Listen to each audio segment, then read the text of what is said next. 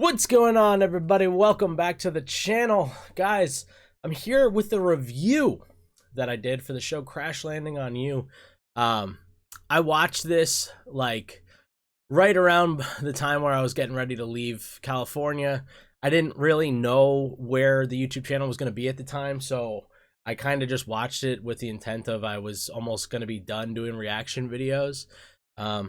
Little did I know, back to doing reaction videos, but I figured I'd still give you guys a review. So I filmed a review for this. I filmed it back in November, and I just wanted to share it with you guys as well. Let me know what your guys' thoughts were on the show, and also get a little bit more recommendations for shows you might want to watch with me down the road. So if you got any recommendations, let me know.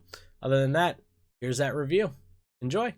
Well, hello everybody. Welcome back to my channel. Guys, it's been a while. It's been a while, especially for you guys watching right now. You're probably thinking, "Man, it's been forever." At this point, it's November 15th. I haven't posted anything in like 3-ish months, something like that. But just wanted to come on here real quick and just kind of share my thoughts. I just watched through the show Crash Landing on You, and dude, the show might as well have been called "Oh Look, I'm Crying Again," because goddamn, what emotional roller coaster is what I gotta say. Also, welcome. This is my bedroom at my mom's place. It's the guest room that I'm taking over. So I've only been here for a week or so at this point, but yeah. I probably won't release this until I start actually posting content again, but I thought I'd at least get my initial thoughts off of the show. So, yeah, here we are. Also, guys, spoiler alert, if you haven't watched the show yet, I don't know why you'd be watching a review for it, but here we go. Guys, 10 out of 10. Show was so good. So good. Honestly, I was sitting there and I'm crying on multiple episodes just watching by myself, and I'm like, why on earth am I not reacting to this? I feel so foolish that I didn't, but you know, at this point in my YouTube career or whatever, things have changed and I'm not quite making content right now. But I was like, I gotta at least share some thoughts. So first off, 10 out of 10. I loved everybody in this show. I thought every character was phenomenal.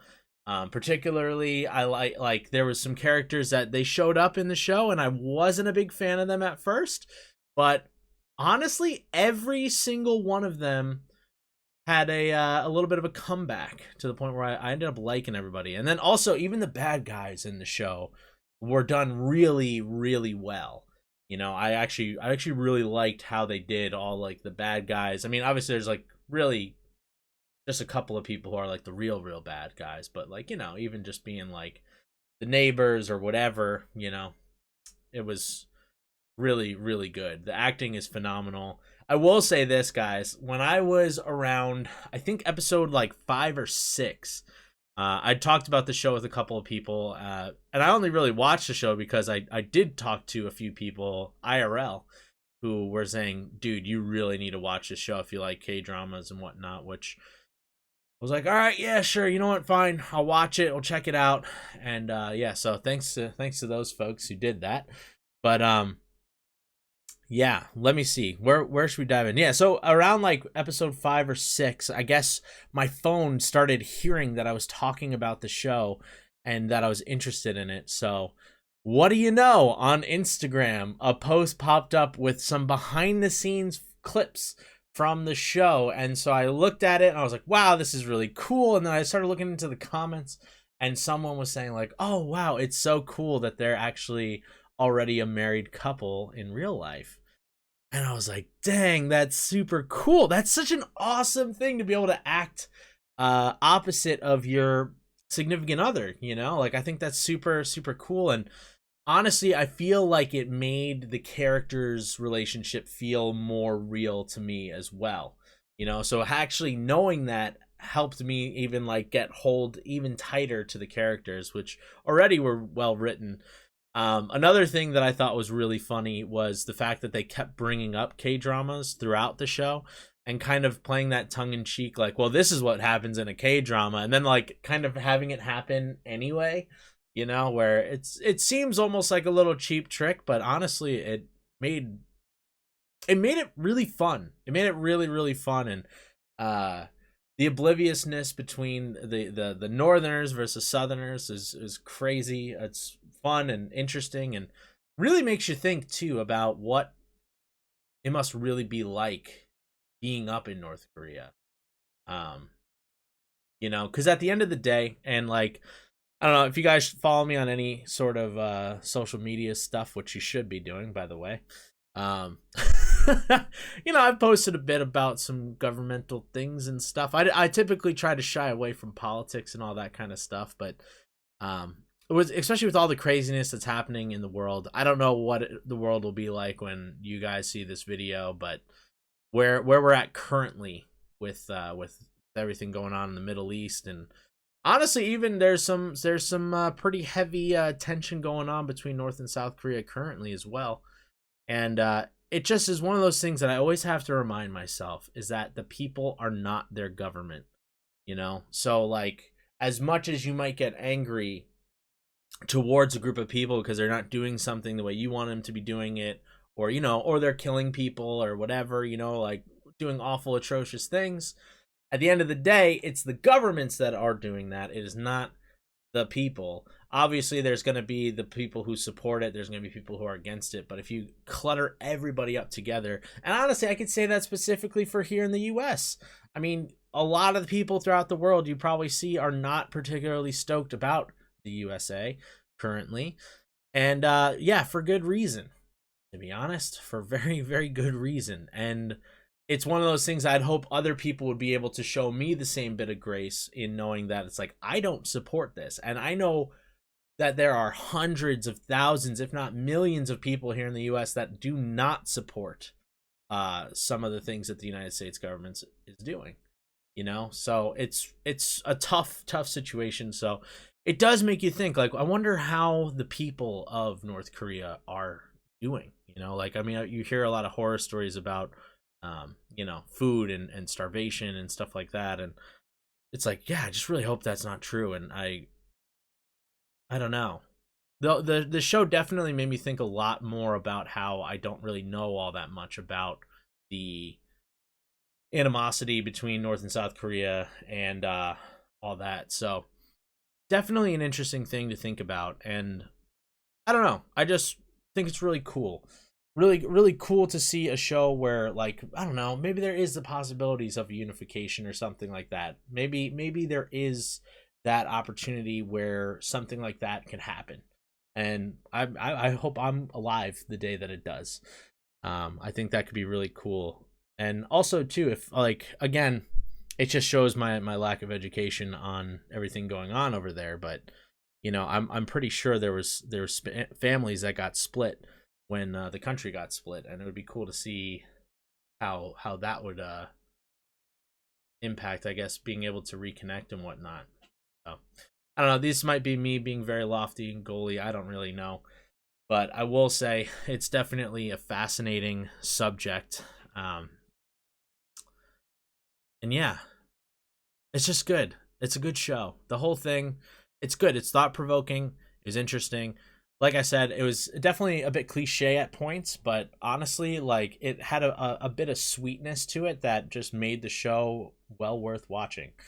Now, my one, it's my one, like, kind of complaint, but not really, because it's like, I feel like it's the ending. It's the ending. The way that ends bothered me a little bit, but at the same time, too, if we're going off of, like, real world stuff, like, I guess that would be the only way you could realistically make that work, Also, I'm still trying to, like, cover up in case people haven't, like, watched the show, but I mean, the whole 2 weeks in Switzerland thing, like, I don't know, maybe it's me, but I feel like I would have a very hard time seeing the person I adore, love, only for 2 weeks of the year. And, like, I get it, I know it's like the whole situation, but at the same time, too, it's a show. Come on, give us a little bit more of a happy ending, please. All of us hopeless romantics, we need it.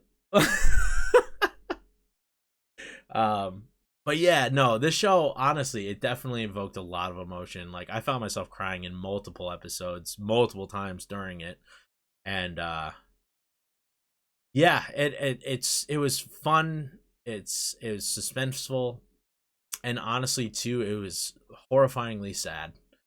And I will say, being a hopeless romantic too, it's like I wish I could have somebody in my life who cared about me as much as they cared about each other. You know, I don't know. Maybe the diving in front of a bullet thing's a little much, but I mean, just how much they care about each other. Yunsuri and Junseok.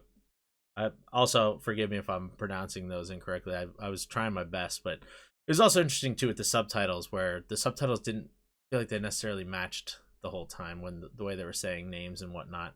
Like particularly with uh shoot, now I'm forgetting. Was it Ryun Suk or is it Young Suk Ri?